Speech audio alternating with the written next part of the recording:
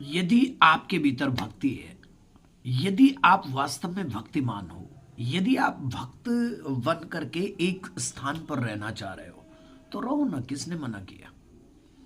पर आप भक्त बन करके यदि अपनी भक्ति का उपहास करवाते हो तो करवाते रहो। भक्त तो वो है जो भगवान की भक्ति में लीन रहता है, जिसके भीतर भक्तों का आदर होता है। और भी जो भक्त होते हैं, मैंने देखा है साधु समाज को, मैंने देखा है कि जब एक दूसरा महात्मा जब दूसरे महात्मा का आदर करता है तो बिल्कुल ऐसे दंडवत प्रणाम उसे करता है कि उसके चरणों में गिर जाता है, बार बार इस प्रकार से नतमस्तक होकर के दूसरे भक्त का आदर करना पड़ता है। और हम फिर भक्त ही किस काम के जब हम दूसरे भक्त का आदर नहीं कर पाए। दूसरे का आदर करना भी हमारा परम कर्तव्य होता है, उसको मान देना, उसको सम्मान देना, उससे रूठ जाना और उसके साथ में भगवान से भी रूठ जाना कि ये क्यों आगे आया। तो ये मुझे नहीं लगता है कि कहीं कहीं भक्त की ये विशेषताएं होनी चाहिए।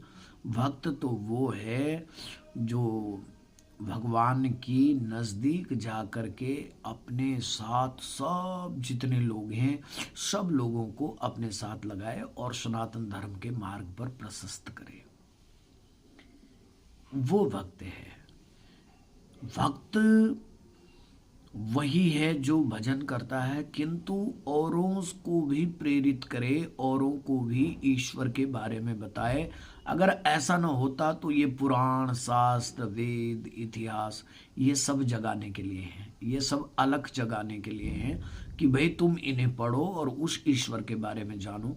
अगर वो केवल ये चाहते महर्षि व्यास जी कि भगवान को केवल मैं ही जानूं, मैं ही पहचानूं और मैं ही उसकी सेवा करूं, तो ये सर्वथा असत्य होता है। उन्होंने ये प्रयास किया कि भाई मेरे साथ साथ सारे जितने लोग हैं वो सब भक्त जनमानस भी उस परमात्मा का सुमिरन करें, उस परमात्मा के साथ जुड़ें, उसको जानें, उसको पहचानें, उसकी शक्तियों का दर्शन करें।